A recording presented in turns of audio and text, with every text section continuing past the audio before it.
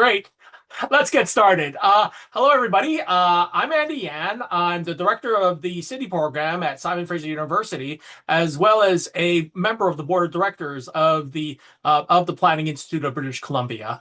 And I'd like to welcome you to our webinar on the state and future of the planning profession in British Columbia and the Yukon. It's my great pleasure to welcome you and to this presentation. I'd like to begin with a acknowledgement that I'm speaking to you from the traditional and unceded territories of the Musqueam, Squamish, and Tsleil-Waututh peoples. And feel free to kind of put in the chat which territories you may be coming from today. And I think that with that, from that land acknowledgement, I'd like to introduce you to Roslyn Kunin, who is who's the principal, Roslyn Kunin and Associates, who helped develop this study that is now currently available on the online on the PIBC website.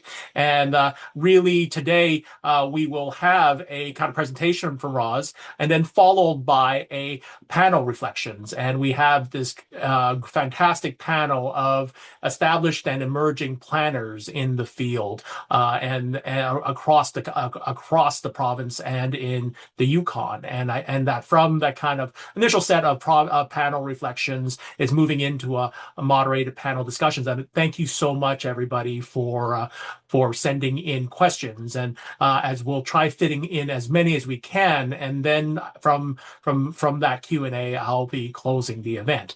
And so, without much ado, and I won't go into everyone's biographies as everyone can kind of go through them online. That I'd like to first introduce Roslyn Kunin, who's going to give us the presentation, and then I'll bring out the panel for a panel reflection. Just quickly here for our panel, we have Lesley Cabott, Pat Maloney, Oleg Verbenkov, Carl Funk, and Nathan Manhas. And so without much ado, over to you, Roz. I will shift on over and share my screen, and just send me the signal when you want to kind of shift presentations. And thank you so much. Over to you, Roz.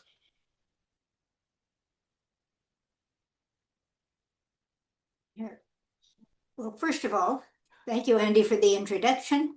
Thank you, everybody, for coming. I am very glad you all came to listen to an economist, because you all know what you get when you cross an economist with the Godfather, an offer you can't understand. So I am hoping that you could understand this to make sure that you do. The results of the research that we have done at the request of the Planning Institute, we're going to follow the military theory of training, which is tell them what you're going to tell them, and tell them what you told them. Now, next slide, please. Next slide, please. Thank you. Okay, I'm going to tell you what we're going to talk about today. First of all, a detailed demographic profile of planners in BC and the Yukon. Then, the employment outlook for planners. You have to be very brave or slightly crazy to make an outlook forecast at this time of the interesting time in the world, but we're doing our best. And then what we have heard from different people, we did some primary research to find out what people have to say, and the knowledgeable people, and finally some ideas of what might be done about it. So that's what we're going to talk about. And now that I've told you what I'm going to tell you, I'll tell you. Next slide. Okay, first of all, the workforce, the planner workforce by gender. And you can see here that it is very well balanced, almost the same number of men and women. That isn't true for an awful lot of other professions, but it is very well here. You have BC, and then you have Yukon, and I'm going to give you a word that I'll probably repeat often in this presentation. Yukon will be respected as a separate geographic and political area and everything else, but it is extremely small. So the numbers in the Yukon are very, very small. So any chart that we build on them could probably be swayed if one person changed their job and so on. So look at the BC numbers for the big picture, and try not to get too much into the details about any squiggles on the Yukon numbers. Okay, so a balanced gender distribution among planners in this area. Thanks. Next slide. Okay, age distribution. And this distribution is not very surprising. It takes a lot of training and effort to get into planning, so the people under 24, very, very few. Then more in the 25 to 34 year age group, most in the prime working years, 35 to 44, and the next one's up. And then, of course, petering out as we get to 65 plus and over. And you can see in this chart very clearly that women have come a little bit later into planning than men because they're a little bit younger in their distribution, and not as many, not as high a proportion have reached the older years. Next. Okay. When we come to visible minority representation, we find that the distribution isn't quite as variable as we might like to see it. We see for all occupations, you can see the red is the not visible minority, the invisible minority, is that what we call it? And then the blue is visible. So for all occupations, we see that about 30% of the groups are visible minorities. For professional occupations in applied sciences, which is probably the closest to planning, we exclude engineering because they're rather special and rather different. They have a much more balanced distribution among the visible and non-visible people. The occupations in government services probably pretty close to what it is for the planners, with a smaller proportion of visible minorities. With the professional occupations in applied sciences, I think Canada and BC rely an awful lot on immigrants and new Canadians in those fields. Regular Canadians don't go into the applied sciences nearly as much as the immigrant population does, and that's why they are better balanced now. Next slide. Okay, unemployment rate. It is not bad to be a planner. The unemployment rate is significantly lower than in all the other categories that we're looking, much lower than in in government services, lower than in other professional occupations, and certainly way lower than in all occupations, where we have about a 7% unemployment rate and closer to a 2% unemployment rate for planners.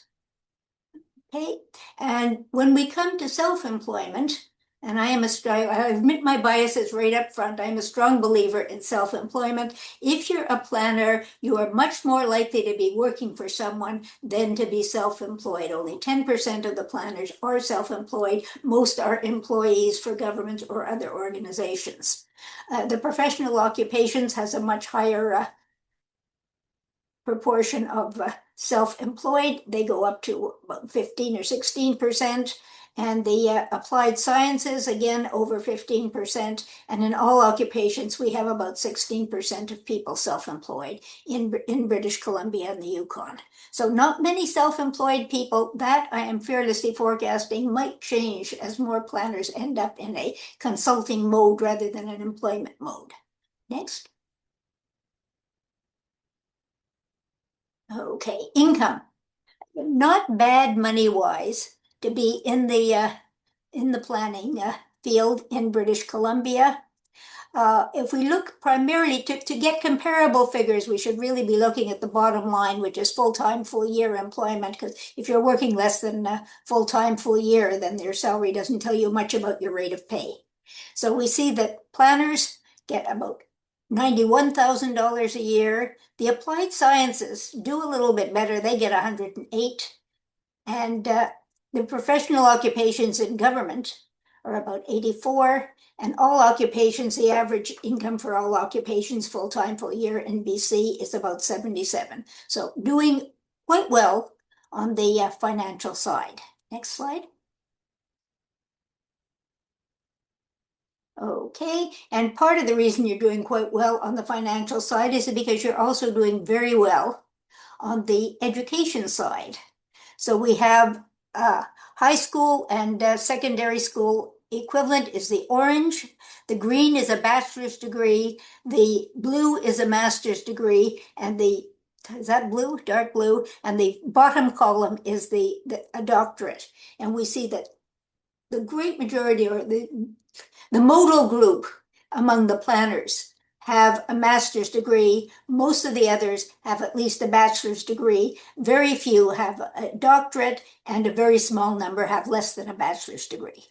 And this pattern doesn't quite hold true for the professional occupations and government services, where more are likely to have a bachelor's degree than a master's degree. And the pattern, of course, is for the professional and occupational services. Just about everybody has at least one degree.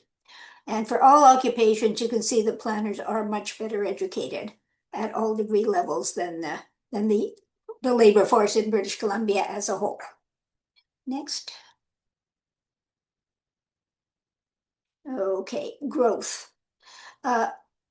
These growth estimates show a slow and steady growth rate, and you can look at the detailed report to get into all the numbers. You can see that the number of planners has been growing steadily from 2005, and we're projected to grow steadily until 2035.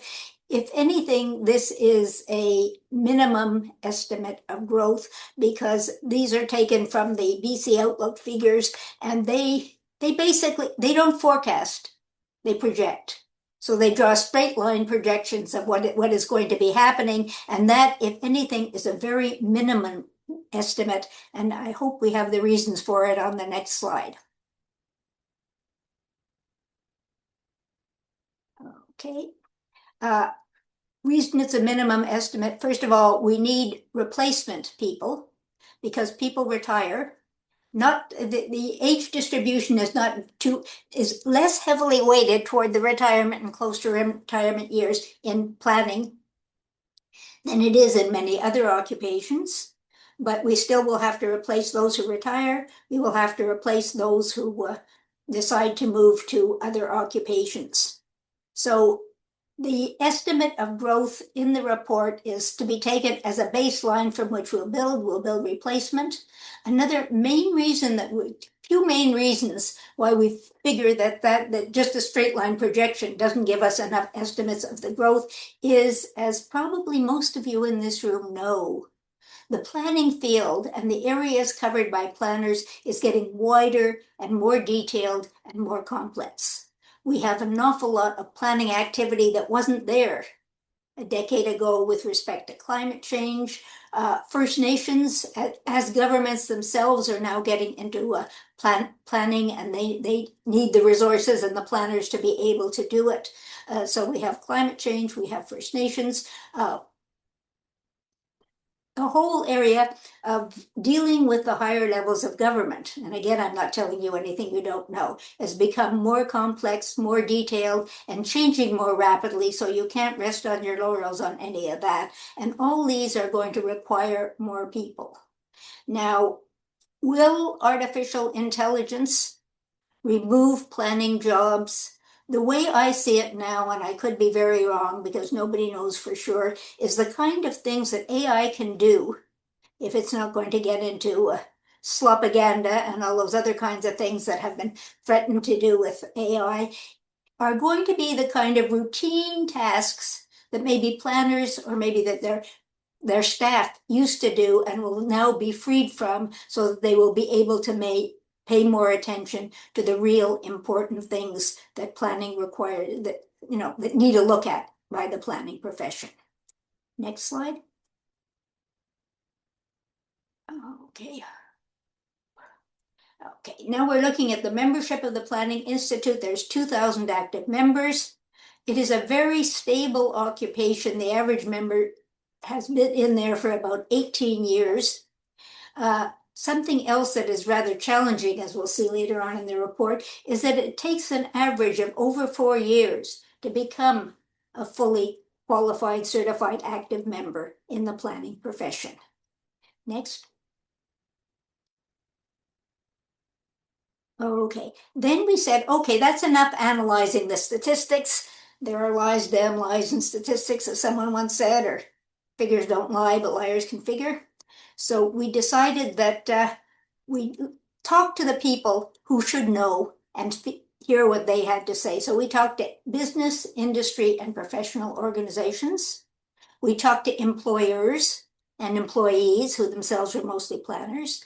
We talked to local governments in the regions and whatever provincial and federal government departments we could get a hold of. And we talked to the education training providers who create the planners and to HR professionals.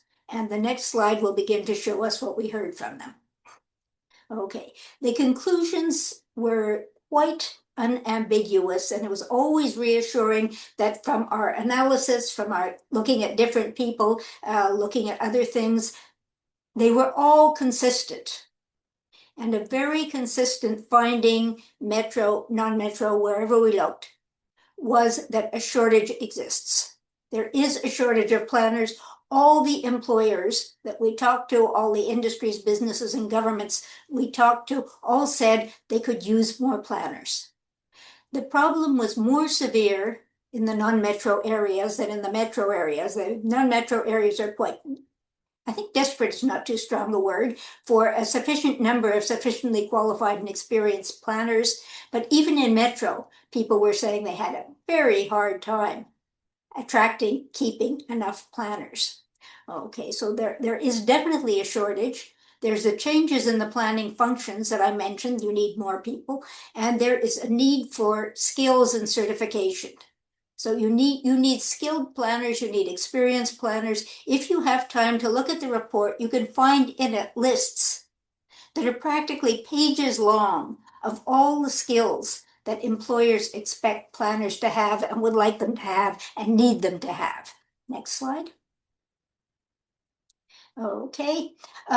Flexibility and working conditions. We heard from both employers and employees, particularly planners themselves. Planners would like more flexibility. They would like to be able to work from home. They would like flexible hours.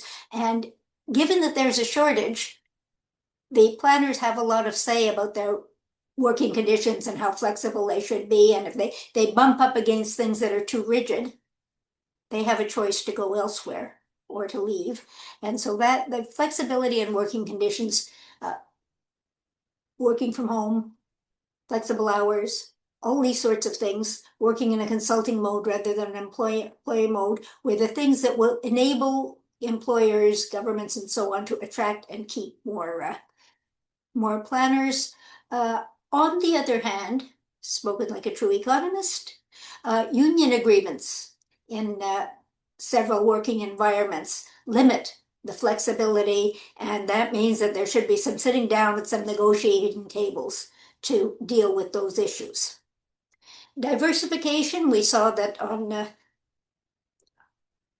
diversity, the planners are fairly diverse, but not nearly as diverse as the rest of the labor force.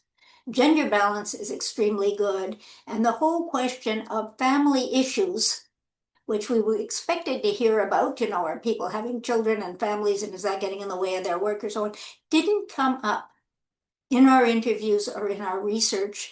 But if I can tell tales about what's coming next, we are planning to do a census of all planners. When you get the form, please fill it in. Thank you. And there we will expect to find more information about family issues and work-life balance and those kinds of things. Next. Okay, what could be done? It's very easy for me to sit here and tell you what could be done. It is going to be very difficult and much more detailed to actually implement them. Simplify and shorten the path to PIBC membership. 4.2 years is a lot to contemplate. Someone has to be really motivated, really dedicated, not have countervailing opportunities and so on if they're going to stick to it to become a PIBC member and a certified planner. So if there's any way the path can be shortened, it can be simplified, it can be made easier, that would definitely help. And I know, especially in non-rural areas, employers are very anxious to get qualified planners. They get people who are not necessarily certified. They have to take them because they have no other choice. And then they say, okay, we will help you. with the training, with the certification process, and all this sort of thing, which is a great thing to do. Unfortunately, when many of these people become certified and experienced and qualified, they may leave that particular employer. So a broader range solution needs to be undertaken. Next, the profession needs to be promoted. How many high school or undergraduate students, when you ask them what they want to be when they grow up, mention planning? And so this needs to be an option that is made available to people. Students, high school students, just to get into their consciousness, university students so they can get the right courses and carry on, adults already in the labor force who are facing possibly an unplanned career change. This has to be done. The third thing is people come to BC. I hope they're still coming. Right now they aren't, and our population is falling, but people come to BC from outside the province and outside the country. They are often qualified, they are often experienced, but we choose not. And it's not just planning. I can mention a lot of other more serious professional groups that do more damage in this area. We don't recognize their credentials. So make sure that we can have a program that is quick, easy, and cheap for people who come in as planners to be recognized. The easiest way to do that is to pick areas in the other provinces or other countries where you think planners are well qualified, and just say right from the get-go, if you've qualified in Ontario, we think you're good enough for BC, or if you've qualified in Britain, we think you're good enough for BC, and recognize the outside credentials. The next thing, and I've mentioned this before, is be flexible. Be flexible about working conditions, be flexible about timing, be flexible about location, be flexible about whether somebody's going to be an employee or a consultant.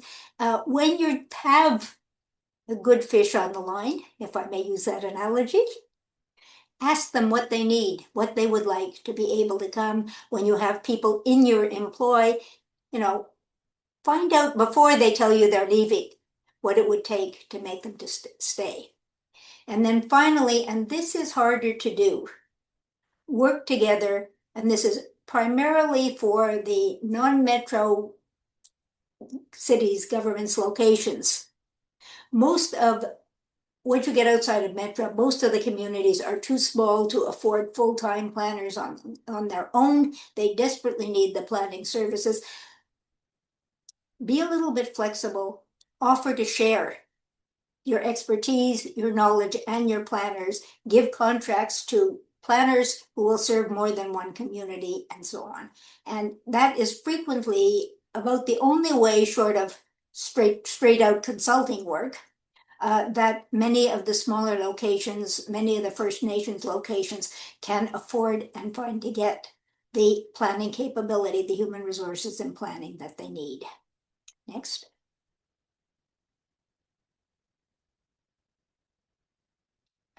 Okay, so what we're doing next, and I've told you this already, is we are in the process of developing a census questionnaire, and I know many people have been consulted to make sure we get everything in it.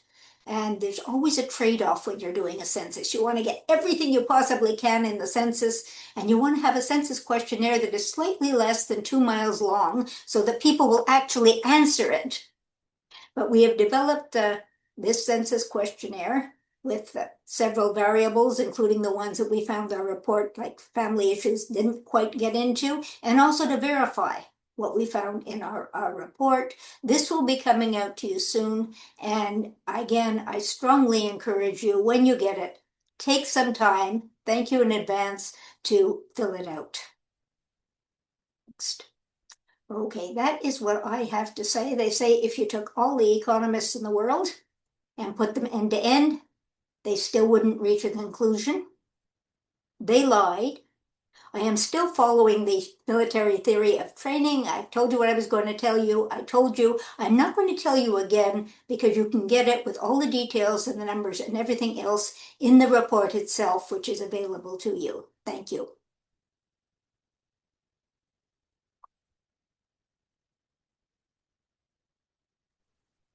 All right, Roz, thank you so much. And thank you so much for your presentation.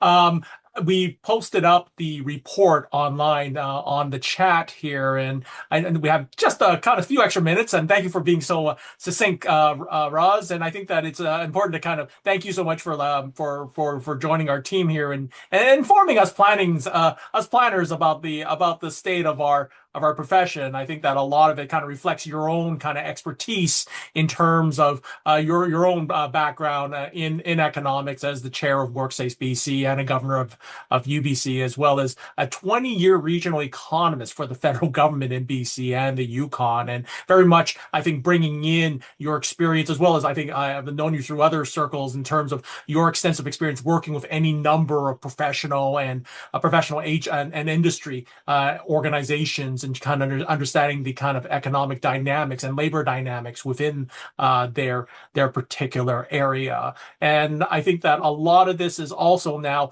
the context. And I think highlighting that the context of the studies with the Planning Institute of British Columbia, and in particular, the Membership Engagement Committee, which I don't know if some of my fellow members, I know Carl, you're a member, and some of our other kind of members of the Membership Engagement Committee has kind of taken this project on in terms of just kind of how it started, like almost about 2 years ago, in terms of the discussion of all the changes, particularly in the province of British Columbia, and concerns around the speed through which planning and development was occurring, and what was going on in terms of whether it's an issue of process and regulation, or is it a labor issue. So I think within bringing in the idea of context, I'd like to welcome our panel to talk about some of their kind of impressions and their kind of, I think, questions about this study. I think, panel, if I can have you kind of turn on your screens. Thank you so much. And our esteemed panel is just all here. And I wanted to, all right, I think everybody's great. Everyone's on. So I wanted to kind of pitch this initial. I should also add that we'll also be having another workshop over at the PIBC annual conference in Penticton. So there's also an opportunity to kind of engage this there too. But within our panel today, I want to just kind of begin with perhaps a round robin kind of question about what is one of the key findings that really stood out to you as a established and an emerging planner in the field.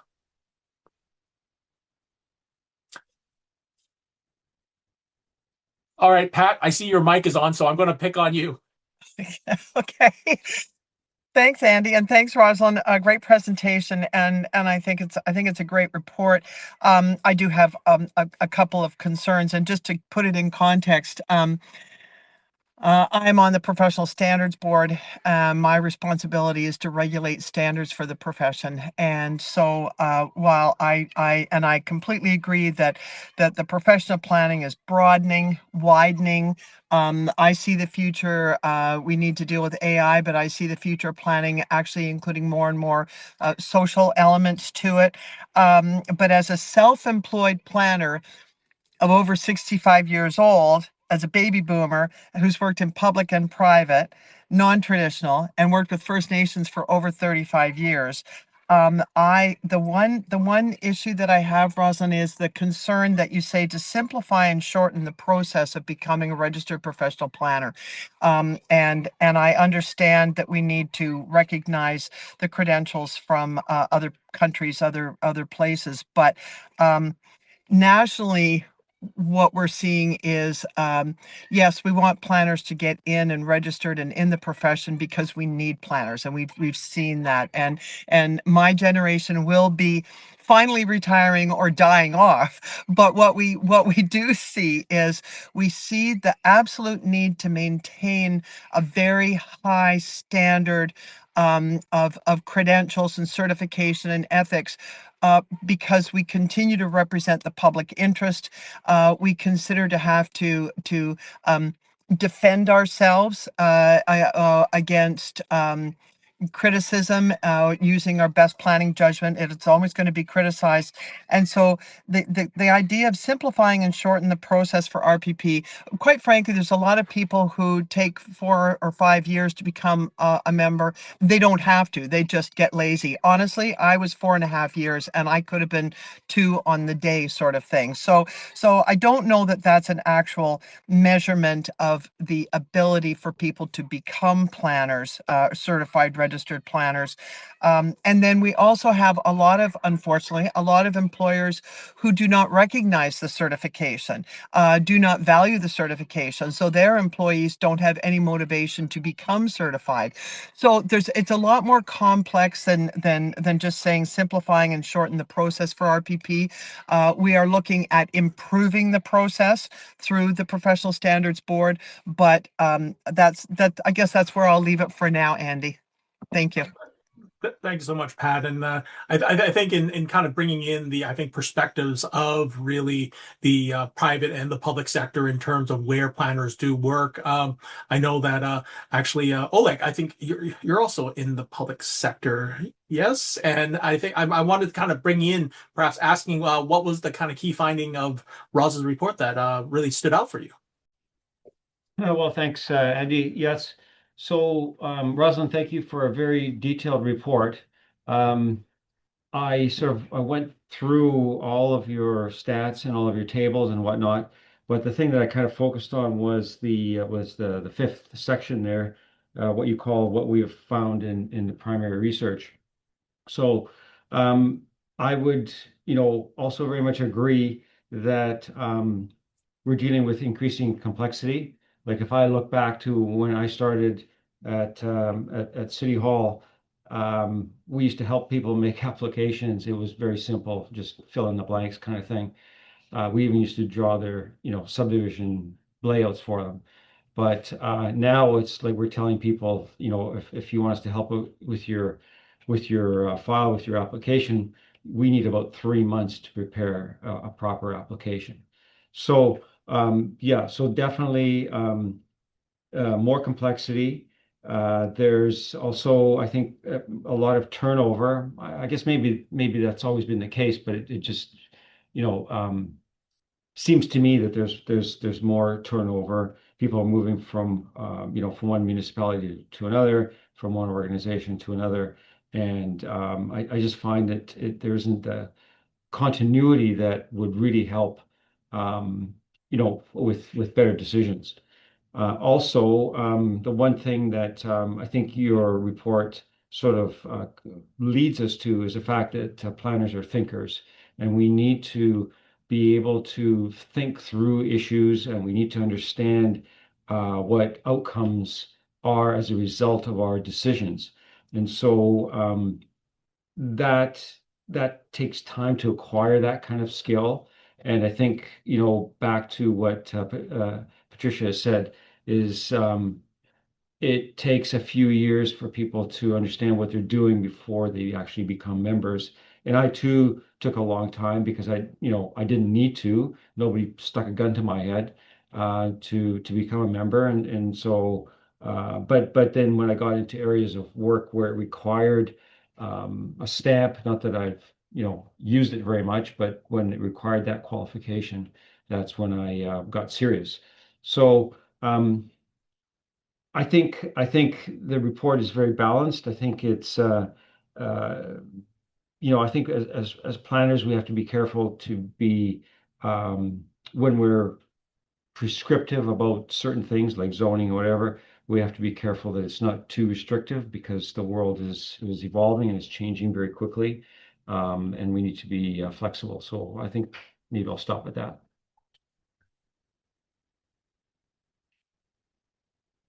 Press the wrong button. Thank you so much, Oleg. And I think that to kind of give a kind of perhaps a geographic kind of span, I guess I'll move the question over to you, Lesley, who kind of I think you cover really what's happening up north and outside of say the areas of say metropolitan Vancouver. Yes, thanks, Andy, and thanks, Roslyn. It's a great panel to be on. A couple things that I guess enlightened me and surprised me about the report was that when I go to planning conferences now or the planning schools, there's really a lot of diversity in the students. And so we are graduating diverse classes, and maybe, you know, Andy and Pat, you could speak a little bit to that, but we're still not a very diverse profession. And that is somewhat concerning for me. So what are we doing wrong as professionals that we are not keeping that diversity and really celebrating that? And then I look in the Yukon, and there's no diversity here amongst our planners who are working. You know, that age group is true. You know, that's where most of us are in regards to age, not me, but that's where most of us are. So that stuff rings true, but it's the diversity that is a bit worrisome, and I think we need to be aware of that, and yeah, aware of that as a profession. Yeah. Thank you, Lesley. And I think in terms of talking about diversity and younger planners, I think I'll put the question to you, Nathan, as I think you're currently a student at UBC, and really, what are your impressions? I think as somebody who's currently in the education system, in the planning education system, and what do you see as really some of the kind of findings in this report, but also how it applies to your own experience?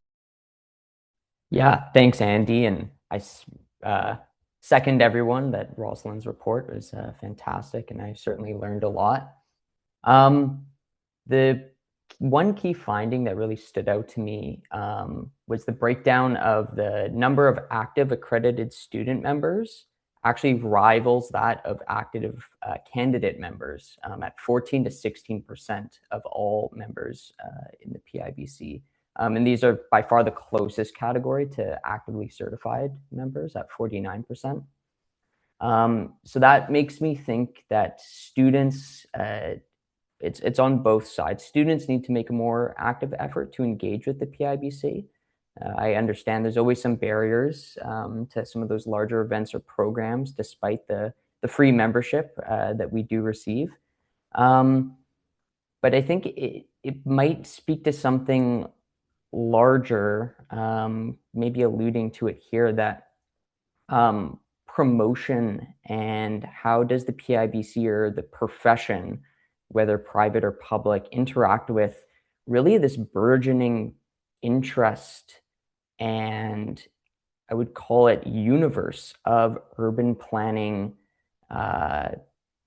people on YouTube, people just generally interested in cities. This is something that has really taken off amongst my cohort in the past 5 years, really. And I think it actually spurs a lot of people to get into planning and take it more seriously, like going to get your master's or thinking about it as a career. I will say, like PIBC at last year's conference, one of the main speakers was Dave Amos, who's a host of a popular urban planning YouTube channel, City Beautiful. I thought that was a fantastic way to kind of usher in this other kind of world that's out there that maybe seems a bit disconnected from the student's perspective with the profession. And I can understand perhaps some disillusionment with students or emerging planners as they enter the profession, despite the shortage that's shown here in this report, that the day-to-day job is not maybe meeting their expectations or what they thought about urban planning, and maybe there's some naiveness there, but I think there's also a lot of bold, excited, enthusiastic young people that want to make a big difference, but maybe they're met up against that wall a bit, whether that's the reality of the profession, the reality of accreditation. But yeah, I'll leave my comments there for now. Thank you so much, Nathan. And I think to kind of really understand the kind of diversity in terms of, I think, younger planners and people entering the field, people in the middle of their careers, and also at the kind of reaching to their end, it's really, I think, a really dynamic one. And I think the one that works in the public sector, but then also within the private sector. So I think in perhaps having a perspective from the private sector, I'd like to kind of bring in Carl, who works in the private sector, particularly with BD development and another kind of avenue through which we've seen expansion in planners in working in the private sector. So over to you, Carl, for your kind of observation. Thanks, Andy. Yeah, there wasn't anything in the report that I thought like really surprised me. I think in terms of distribution, I think I would have guessed that's what I've seen in terms of my day-to-day, just interacting with planners. Pat's comment regarding timing for accreditation like that, I totally agree with that. And use the word lazy, that hits it right for me. I took probably the maximum amount of time required to get my accreditation just because there wasn't a need for it. My employer didn't require it. Once I finished planning school, I've always worked for private developers. I'm glad I have it, and I'm like to be involved with the profession. But without that requirement, I just kept pushing it off. So Pat's comment definitely resonates. My other comment, just in terms of reading the report in this state of a real estate cycle that we're at, honestly, it was kind of interesting to read about a shortage of planners and people in this industry because it's just a challenging time right now for real estate development.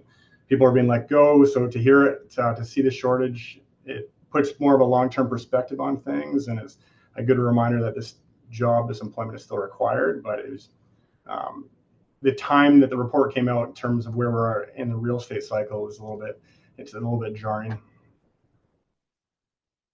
So thank you so much, Carl. I'm also noticing that on our webinar chat, there's some really interesting kind of conversations going on and observations from our audience. And I'm trying to kind of keep an eye out on terms of the kind of questions that were sent in the chat and our time here, as I think that we can perhaps start engaging some of the kind of questions here. And I think putting on to the panelists.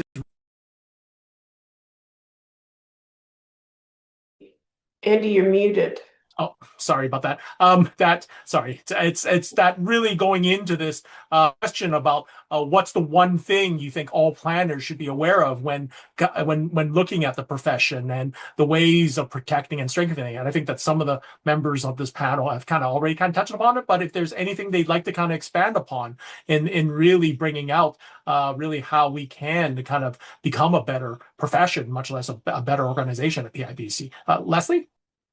Well, thanks, Andy. I just want to speak a little bit to what Nathan was talking about, and maybe a disconnect from like what you think, planning is about, and then what happens maybe sometimes when you come out. And I see that, I hear that often. I am the president of CIP too, and so I get to go across the country, and students, I mean, you want to solve those city problems, and I've been to a lot of cities. And there is a lot of city problems. And I think to myself, like we at CIP, we've been really focusing on some advocacy pieces and so on climate change and affordability, housing, reconciliation. But the state of our cities, is they need help. And I think that's an area where, these fresh ideas from from the great city minds, and and there's some of them on this call today, and you, Nathan, and your classmates can really help with. And I think we need to take a look at that. Pat mentioned maybe a more focus on social issues, but I really see the need to focus on that. And it isn't just about stamping those Carl's plans when they come in, right? From the and it's about using people like Carl to like help create these great cities. And anyways, I think there's some work we can do on that. I really, really, really do. Yeah.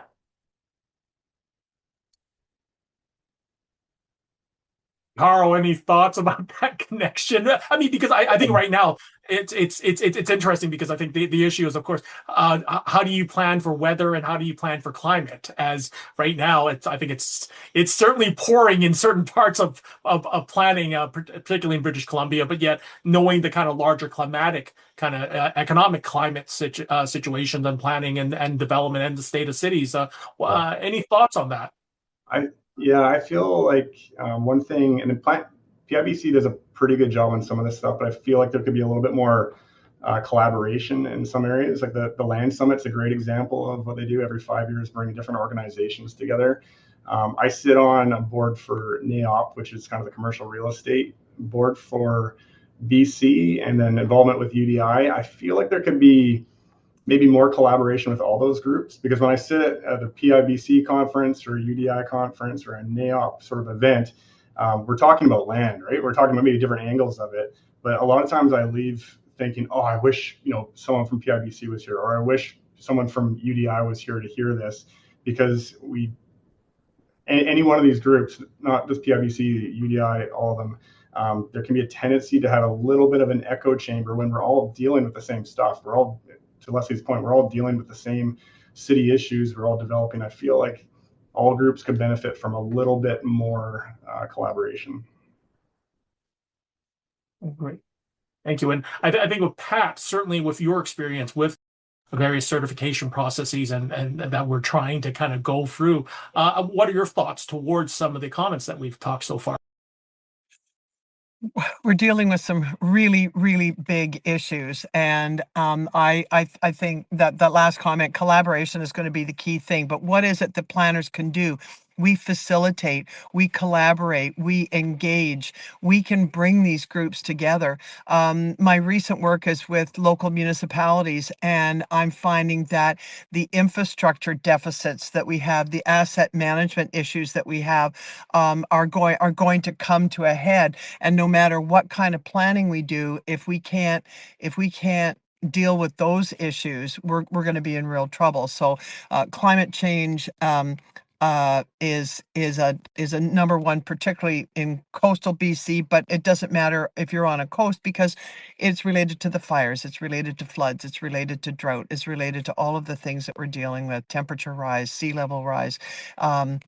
And planners can't do this alone. So I think collaboration is absolutely huge.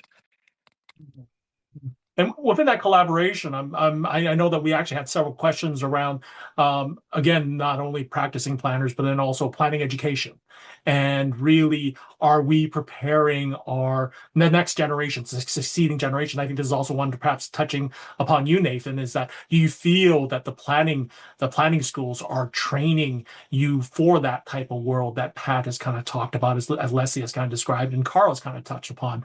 Like, I'm curious, what are thoughts towards planning education?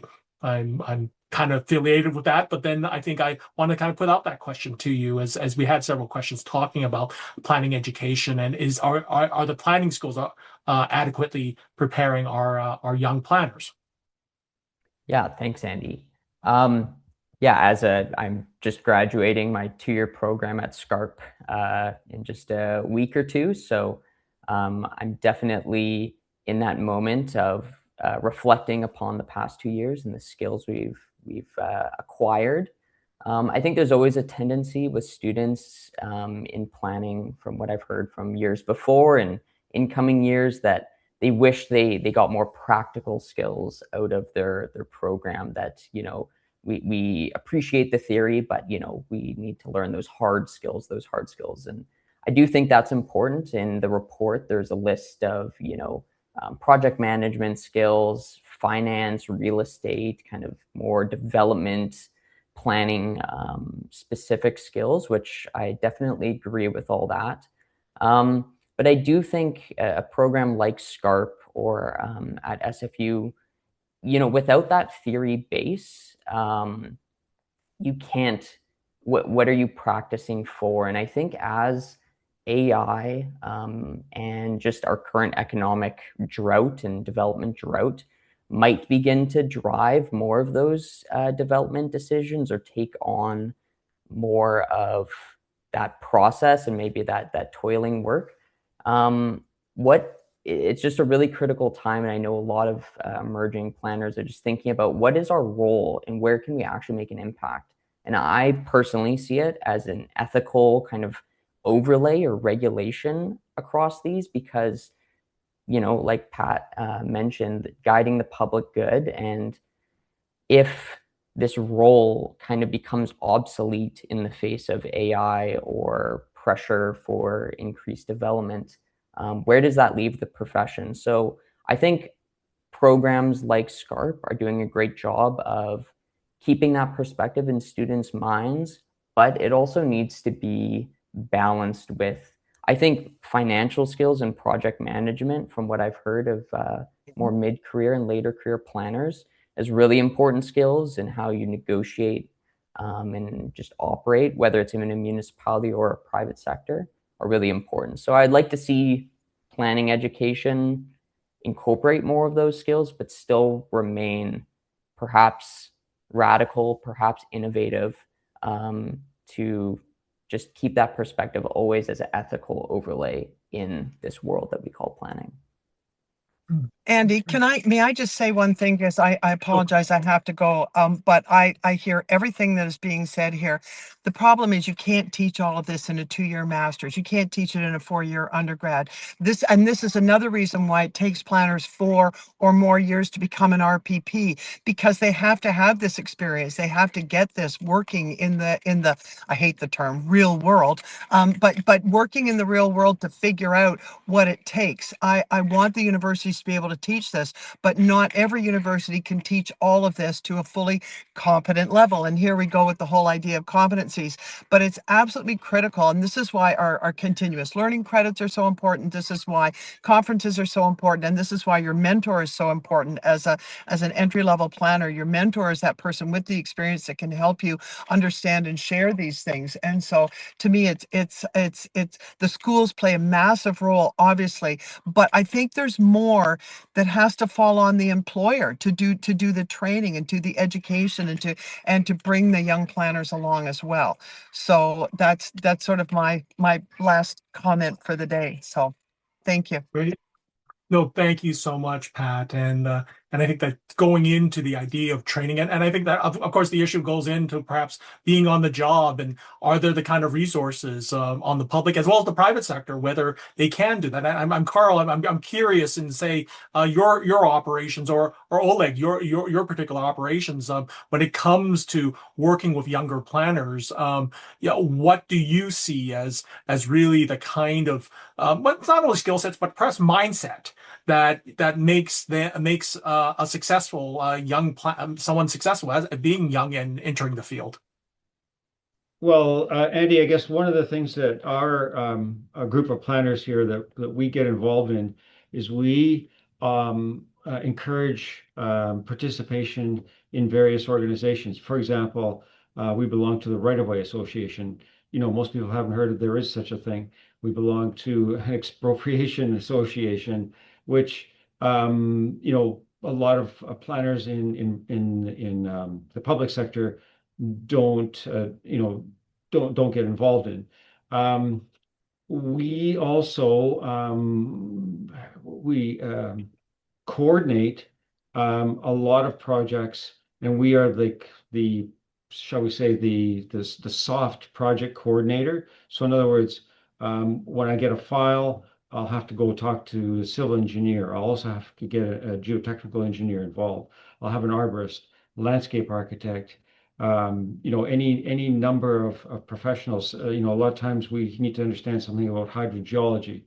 So, and of course the environment as well. So, you know, we have in-house, you know, our own professional biologists as well. So you need to understand all these things, and you need to be able to understand how to put it together so that you can present it in a way that the decision makers have a complete picture so that they can make a decision.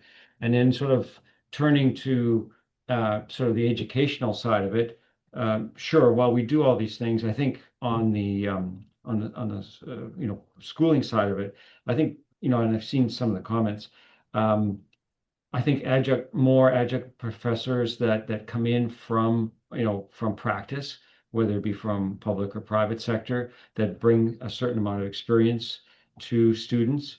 And then also, more co-op type roles that people can go and work with an organization that is involved in planning, I think would help broaden people's perspective. Over to you, Carl. Yeah, I agree with that answer, Oleg. That was great. When we're hiring a development manager or someone who would guide a project from initial thought to the occupancy, when either a business or a resident's moving in, we need someone to guide that project the whole way through. So a lot of what Oleg said, they're navigating the entitlement, so they need that understanding, that technical knowledge, which planning provides, but they also need the project management skills to manage the financing, the marketing, the sales, the legal aspects. All of those components are part of the project that they need to manage. And the ones that do well have that project management mindset of budgeting the schedules, as well as some financial literacy. And it doesn't have to be incredibly complex or deep, but that definitely helps. It's a skill set we look for.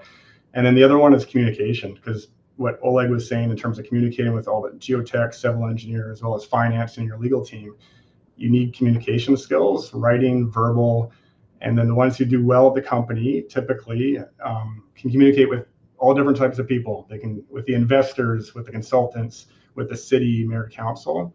So that's kind of the skill set we look for. It's the entitlement knowledge, but I personally like planners in this position. I think the skill set really aligns well with it, but it does need that mindset of I do need to push this project and guide it through and navigate it through all the complexities to get it to an end date or an end, achieved goal at the end. Oh, fantastic.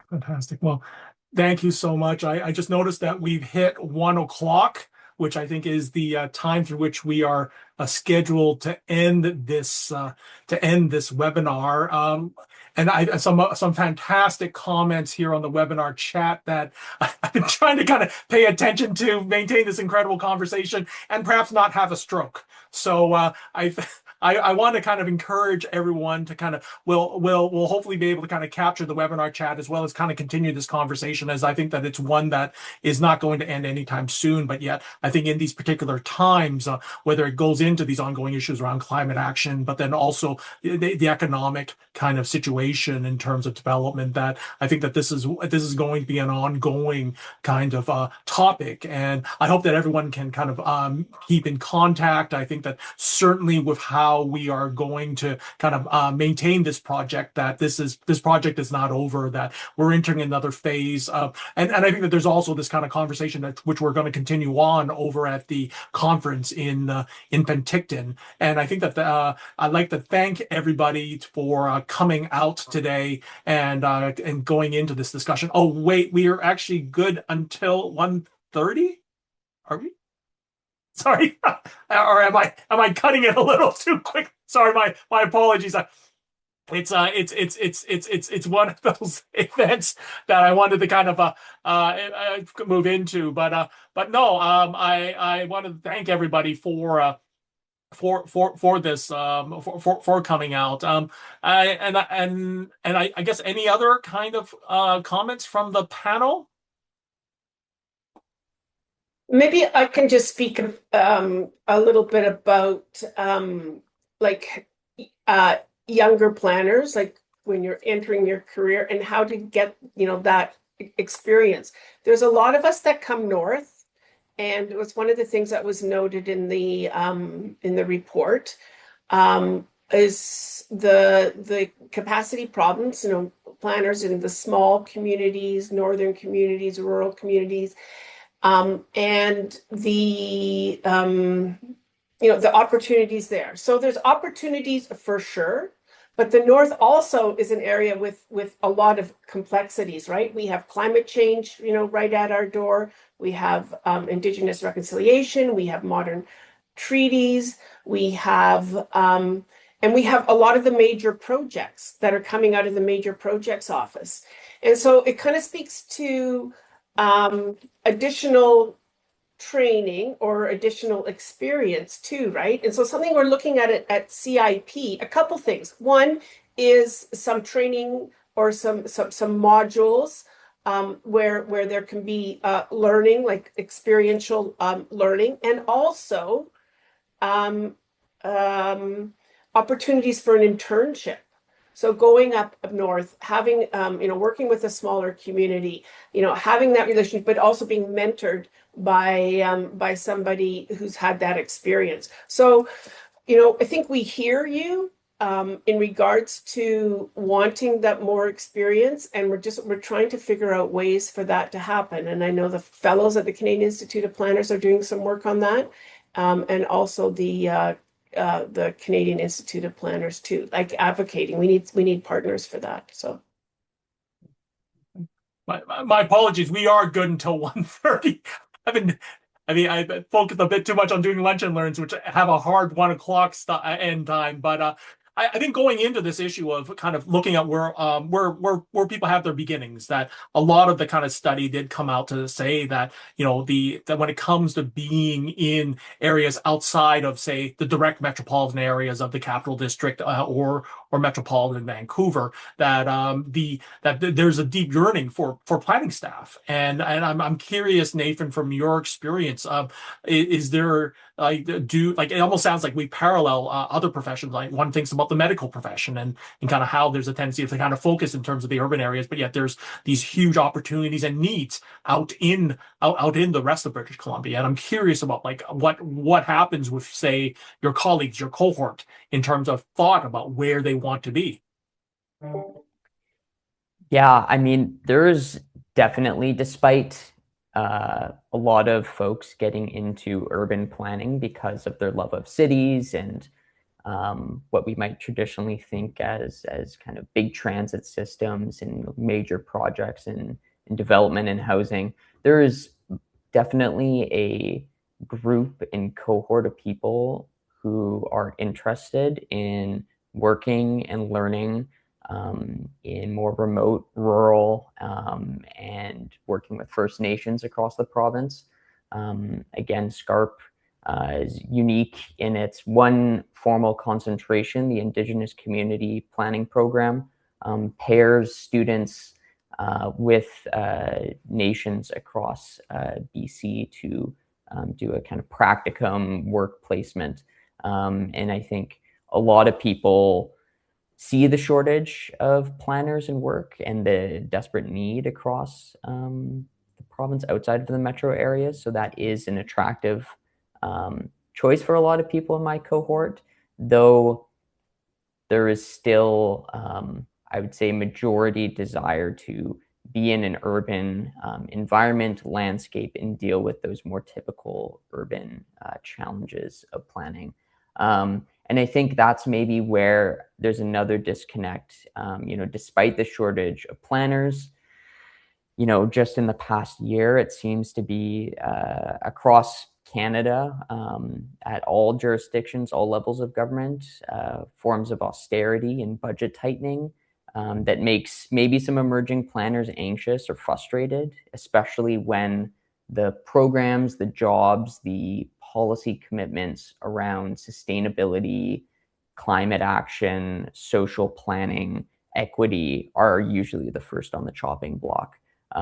So there's a lot of young people that want to make a difference. I think they're open to whatever that geographic location is, but bit of anxiety about what government priorities are going to be and the kind of looming austerity that also interacts with our slow in housing development and construction. Thank you. I guess, Lesley, I think from the CIP perspective, does this parallel with what you've kind of seen across the country? Well, I think we see more interest in cities, right? People want to stay in cities and stay close to home. But like I said, but we do need planners out there, right? It is, like you said, it's close to like the medical profession. We do need planners out there, and we need to support them. And so, we look to our more senior planners, our planners who are out there working there now, and how do we support them? So we need to do that. And I also look to like, we're talking to the federal government about a planning core, and maybe it's not only for rural and remote areas. Maybe it is for cities too. A planning core. Please elaborate. Well, where we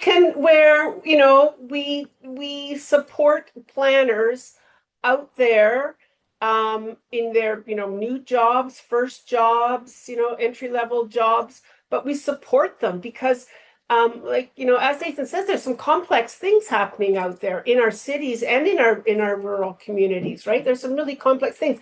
And we've all talked about this too, is that we have the skills as planners to collaborate. We know the questions to ask, to collaborate with our colleagues and the other expertise that we need. But maybe we just need a little bit of help. We need somebody to go to. We need a mentor. That again speaks to the PSB process too, right? Where becoming a planner, we have mentors and sponsors. So yeah. I mean, on the theme of mentorship and success, I think touching upon the public sector, but I'm curious about the private sector.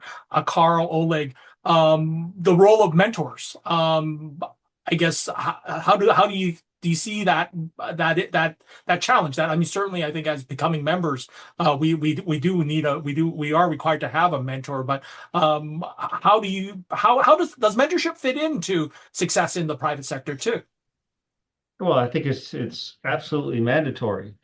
We over the years have had many young planners that have come through our little organization. And actually, if you think back to the gala there at the end of the year, our table was full of people that come through our little organization. So, and I think what happens is we try to introduce them to various areas of not only the profession but other professions that need to interact together, right? So I mentioned engineers and so on, but we also learn from our clients, right? We have clients who are institutional clients. We have clients who are actually local governments. We're doing work for several local governments at the present time, and some of them are for the real estate divisions where they're either acquiring or disposing of property, and they need a third-party report. So we have to understand the market, and so I think that just helps round out a young planner's perspective. The other thing that we're blessed with, if you will, is that we also work in many different jurisdictions, and we see how things are done in different areas to tackle similar problems. So we gain from that experience, right? And our young planners that come and join us can see that, and then wherever they move to, they can take those talents and skills and apply them. So maybe I'll hand it over to Carl then for other thoughts on that. Yeah, I totally agree. I'm sure it's the same in any profession. I feel so lucky to in my first job to have worked under. So that person I reported to, Mike Boza, I still have yet to meet a smarter person in terms of real estate development. He had no problem ripping into me anytime he wanted to and screaming, but I feel so thankful that I had him as a boss because he taught me so much. So yeah, it's absolutely key in any profession you're going to. I would say that the planning community is kind of, maybe I think it's unique that anyone I've reached out to in the past to go for coffee to kind of pick their brain, I never get a no. I always get a yes. So if there are people on the call who are just kind of starting out, like send someone a note, ask to go for a coffee, pick their brain. It might not lead to a job specifically, but you'll for sure gain something. And I think the other thing is that both the private and the public sector, like working in both sectors, is also is eye-opening too, to know. I mean, I think you're a better public sector planner if you've had some private sector experience, and the same way, just understanding each other's like where you're coming from. Because I also think it's really important to note, and Nathan was talking about like cities and issues with cities, is that our private developers, like Beatty and Bosa, like those are our city builders, right? Like us as municipal or government employees, I work in the private sector, but we need to create environments for those city builders to bring their vision and build, right? And I think that's important. Like Pat Maloney, I mean, I hear her often say that to her, to, staff that she's mentoring. Like, we just need to remember that too, right? Not make it so difficult for them sometimes. Maybe I can add a thought here too, Lesley, is that, years ago, sometimes private planners were considered the devil because they were working for developers. But back to your comment, more and more we are collaborating very closely. I get calls from directors of planning and say, Oleg, we're working on such and such, and you guys, we know you guys have experience with that. What are your thoughts on this or that? So I'm finding that collaboration and the ability to pull on our private experience is very, I think, useful in the planning profession, so that people understand that there's two sides to the coin, but it's still the same coin. So maybe just something to consider as well. Great. Carl, any thoughts on that? I don't think anything in addition to what's been said. Yeah, just agreement. Well, I mean, I teach one of the required urban studies classes here at SFU, and I think certainly in this chat we talked about skills, that the need for skills in so many other ways, whether they're quantitative skills or qualitative skills. But I'm also wondering how much. I mean, we talked about mentorship. That I'm wondering how much do we also have to make sure planners are aware of how social capital works, how it's also cultural capital, that it's not only the kind of hard skills, but it's also knowing how to work with people, how to cooperate, how to disagree politely, and how do those that type of avenues, as much as we push for hard skills, whether it be GIS or drawing out a pro forma, how do you think that kind of fits to this conversation? Yeah, in my world, it's extremely important. Like when we have one of our projects, we'll have in our office, there might be 20, 30 people working on it. And that means even though what we're dealing with isn't necessarily, it's not rocket science, it's not incredibly complex, but there's a web of communication lines that have to happen. Everyone has to know when something changes, how to address it, mitigate. The ones who do well can communicate with multiple different people. And they also spend time getting to know the person before they make a request, before they go down the office and talk to our construction team or tell them we have to change something. They make sure that they know that person well, so there's some trust built up there. It's hard to teach that in a class. Maybe that's not the responsibility of a planning program, but the ones who do well realize that, and they get it pretty quickly.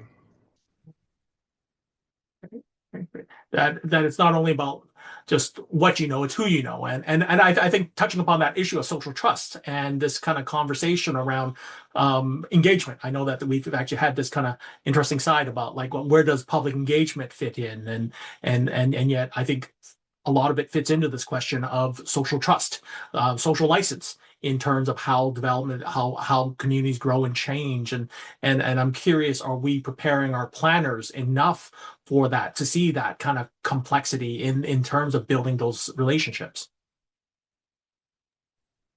Yeah, I mean, I'd like to hear from Nathan on that. Like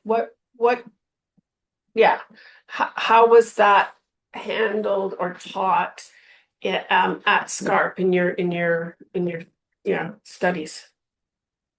Yeah, and I'll just make a note. I was following the chat, and a couple folks mentioning, SCIP is not the only planning program in BC. It's not the only planning program in Canada. So this is my perspective, and I understand that the UNBC has a lot of focus on rural and remote communities. So I don't want to discount kind of that trajectory and that path towards that kind of specialty as well. But from my perspective, I mean, I think SCARP does a wonderful job of bringing in multiple perspectives across planning, but also development and design to prepare as much as you can a student for those moments of negotiation and when to collaborate and when to stand up.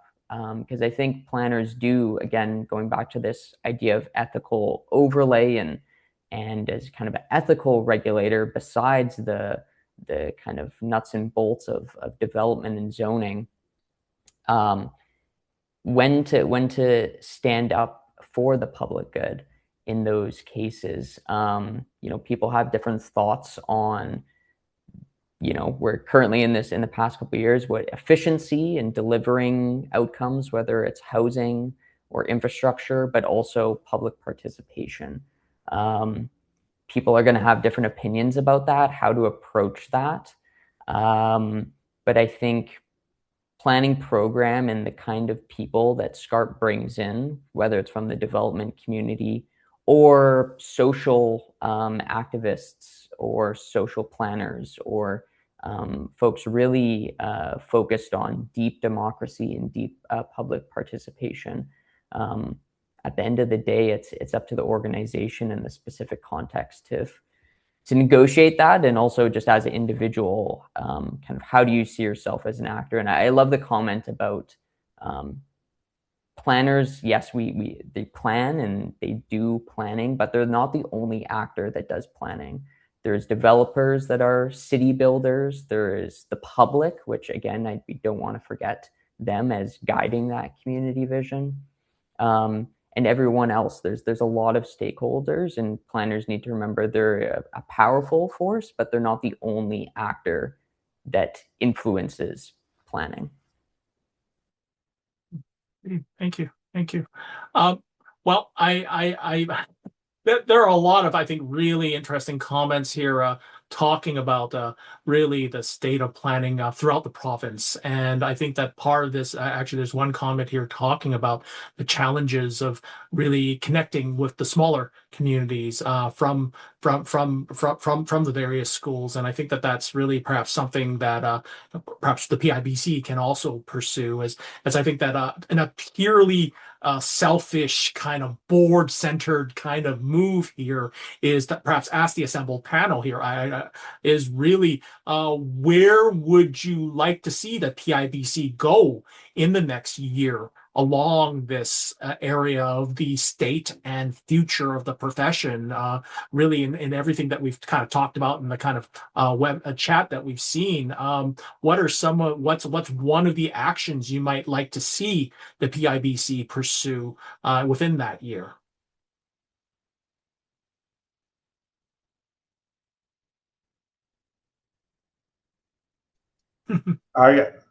This isn't necessarily like a policy direction, but what I would love to see is opportunities for more in-person. I feel like these webinars, conversations, you can have a great opportunity to share thoughts, but the conference, when I go to the conference, I just love it because you get to share ideas, talk about projects, you get to talk shop, and I feel like you learn a ton from that. To have more opportunities in person throughout the year, I would just love to see it. Other organizations can do it. There's a cost obviously associated with it, and it might not be doable, but I think there's some great learning that happens, and I just think it would help maybe just improvements in actual policies by doing something like that. So Andy, I think PIBC has a number of socials that they put on during the year. And I've attended a few, just thinking last probably 2 or 3 that I've attended. I've met some students, and we've had the ability to have some good conversation, and they asked about how we do it and what we do and so on and so forth. I guess the one thing that I would offer is that some of the venues have been very, very noisy. In other words, very difficult to have a conversation. And if there's anything I can suggest is maybe have a bit more space where everybody's isn't talking at the same time, or if they are, you can hear one another. Lesley? Yeah, what I'd like to see is a campaign about planning and what are planners and what is, I've seen engineers do something like this, but maybe we can do it nationally, but like what is it that we do if we're going to have a shortage of planners, and that's what we're here is coming up, then we need to be recruiting interest people, high schoolers, the community, in planning. Right. No, no, yeah, no. I think one of the things we were talking about was how perhaps the PIBC should pursue it's a really a teacher's guide towards planning, that whether it be at the secondary level or the elementary school level, that we have a teacher's guide for the profession, and that's perhaps something that we should pursue in terms of just kind of really nurturing the next generation of planners, and knowing that have that idea introduced early and seeing really how that might produce urban planners. So perhaps the kind of teachers resources for this. But Oleg, I want to just touch upon what you just said, and really, I hope that everybody in this who's still here really participates in their local chapter. That I think with the board, we really tried to kind of ensure that there's a level of support for the incredible work that are happening at the local chapter level, and making sure that they're resourced and connected. But within Oleg, I hear you more. No pun intended, I hear you. And perhaps also something that I can do at the city program is to feature just practitioners, just having people talk about their work in a kind of just a conferencey, but then also in a kind of ability in a face-to-face kind of sharing of what they do, what their experiences are, and to kind of really have this kind of real kind of voices from what happens. And I just noticed that somebody from here gave a shout out to City Hive and really the city shapers in schools, and really engaging young people in planning and local governance. But that perhaps there's an opportunity where we have this kind of chance to kind of just share what are some of our perhaps our not our current or future projects, but our previous projects have been, and how did we learn, and what did we do from that process. So come on over, city program, SFU city program. We always have some great events, and we'll perhaps have that too on top of the wonderful chapter events that the PIBC chapters have across the province.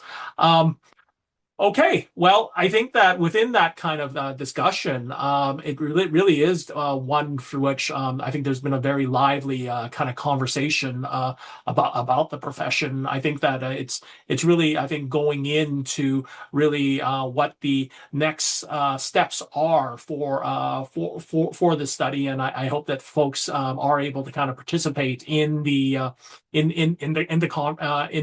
conference, but then also in the census. And really, we're working on the census, but yet hopefully, please respond when we get when we get that census out there, because I think it's just really important that we kind of get into some of the details of what we discovered. I think a lot of this is also whether because a lot of the study was also based upon how the federal government defined planning, and that that isn't necessarily, I think, what many of our members at the PIBC and PIBC do. And I think that we're trying to kind of reconcile those differences, and to cover the kind of the focus predominantly was around land use and physical planning. But I think that kind of has kind of really, while being one of the big areas, is perhaps not all the areas that we see planners in. And so a lot of this is why we are doing that census, is to kind of capture that width and the depth through which our practitioners are involved. But I think that it's going in and knowing that we're in the last 5 minutes of our webinar here. I think it really goes in towards the future, and I'm curious for this panel what they might see as the future of the profession, that not only for our study, but then just really and the PIBC, but where in their respective experiences. Nathan, thank you for being part of that future. I hope that Carl, Lesley, Oleg, that what do you see are some of the kind of future ongoing issues that we need to be ready for.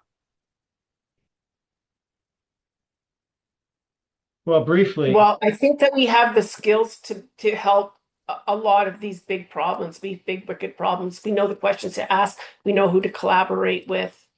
We know what has to be done. I don't think we have all the answers, but we know the questions to ask. So I think we have the skills to help solve a lot of the problems. Oleg? yeah, so I think the key to understand here is that the world is changing very quickly, right? I mean, if it isn't AI, it's, you know, something else. And I guess what I'm seeing is that, for example, even land use. So what we used to call industry isn't industry anymore, right? And then there's a blend of office and production and so on.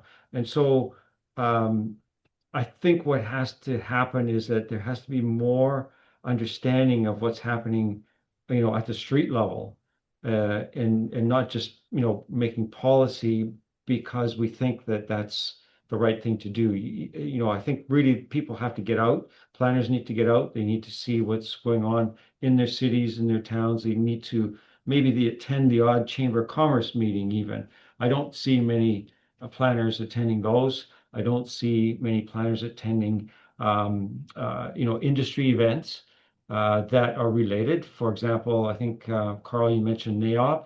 I don't see too many, you know, planners attending those NAOP breakfasts or other presentations. And I think all that just helps round out, you know, your perception and your understanding of what's happening in your community, and therefore hopefully, you know, creating better planning policy. Great. Carl, any comments? Yeah, I love that comment. Like, I hope to see that. I hope that's what happens. And there's just more people coming out to different events, because it's all, you know, it's land use, it's planning, it's implications on businesses and where people live and where people play. And I think the more of that, the better. The more even just developers who aren't part of PIBC getting involved in these events, in the same way the other way, whether it's NAOP or what Oleg mentioned, Board of Trade, to hear from these businesses. At BD, we build buildings primarily for businesses. That's what we do, industrial development. And there's a lot of change happening in terms of how these companies operate. And for us, we're always learning. I feel very lucky to be able to see what goes on within these buildings. But I think it would be great for planners to be involved too, because it's going to get more and more complex writing zoning policies for uses that might be different than what we saw 10, 15 years ago. Great. So perhaps we should just ensure that there's greater cross-listing of events and making sure everybody pops into the PIBC website to stay tuned. Oh, yeah, and it's not even just all PIBC's responsibility. Like for NAOP too, I'll make sure I spread the word as well. And yeah, I think we could all do better at this. Great. Okay. Wow. Thank you so much. We are now at 1:30. Our scheduled end, not 1 o'clock. And thank you so much for coming out today. I see our panel. We still have 94 participants, so still going hard in terms of just who's still here. And I'd like to thank the panel, Carl, Lesley, Oleg, Nathan, Pat, and Roz for coming out today. I will now actually formally end this webinar on the state and future of the planning profession in BC and the Yukon. And I for those who can make it, I hope to see you at the conference. If not, please stay in touch as we have our multiple channels, whether it be in social media or just directly with the PIBC, that I hope members will stay connected. Thank you so much, and I guess we'll close this event. Thank you again.